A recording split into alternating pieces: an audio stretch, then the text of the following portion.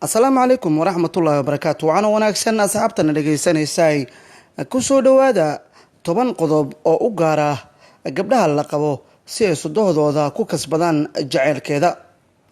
Hadda gabar yahay haddaad jeceshahay in sodoohdaadu ku jeclaato haddaba naga qaado 10kan qodob oo isleenahay waa dantaada iyo mustaqbalkaaga.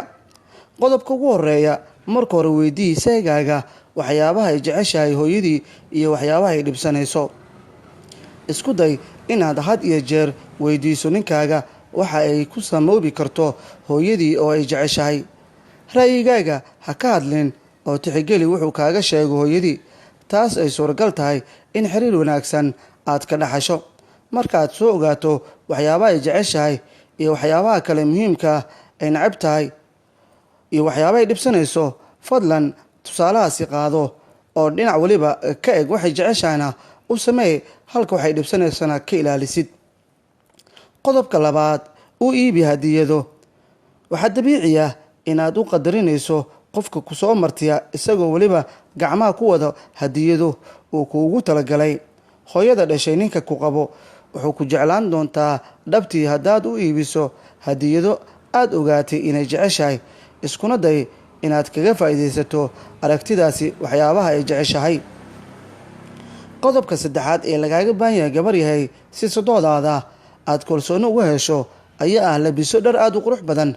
Labiso dhar aad u bilic wanaagsan marka aad ku booqanayso hoygay degan tahay.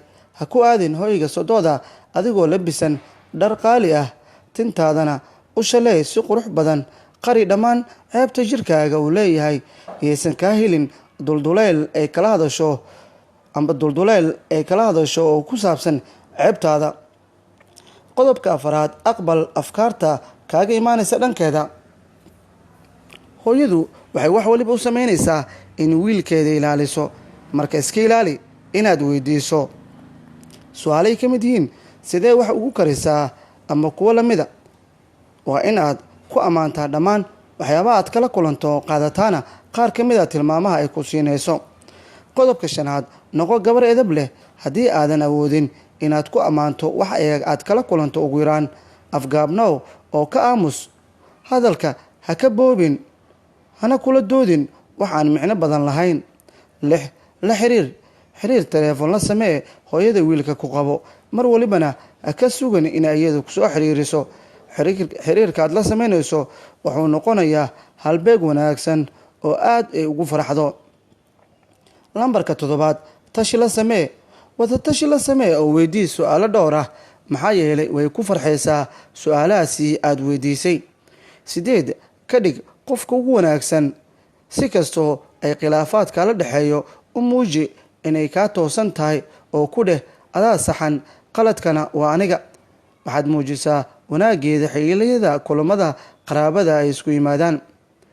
Lambarka 9, si wanaagsan ula dhaqan seegaaga xilliyada ay idinla joogto hooyada dhashay. Fursadda ugu wanaagsan ee aad ku kasban karto kalsoonida hooyada dhashay xajigaaga aad ku guulaysan karto xilliyada martida idin tahay hooyada seegeeda waa inaad mar waliba wanaajisaa wax farxad gelinayana ay halkaasi ka aragtaa. Ugu dambeyn, lambarka 10, cafisi. Tus inaad tahay qof saamaxaad badan oo ninkeeda had iyo jeer cafisa seegeeda.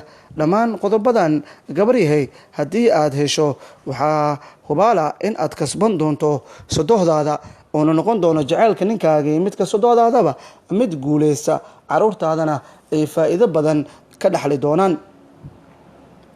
Waxaan la socodsiinayay talooyinkan wariyaha arrimaha bulshada Gacal Ayman. Si sheekooyin, talooyin iyo waxyaabo badan oo arrimaha bulshada u heshaan la soco bogga Gacal Ayman ee Facebook amba bogga kale aan ku leeyahay amba barta YouTube-ka oo isna Gacal Ayman.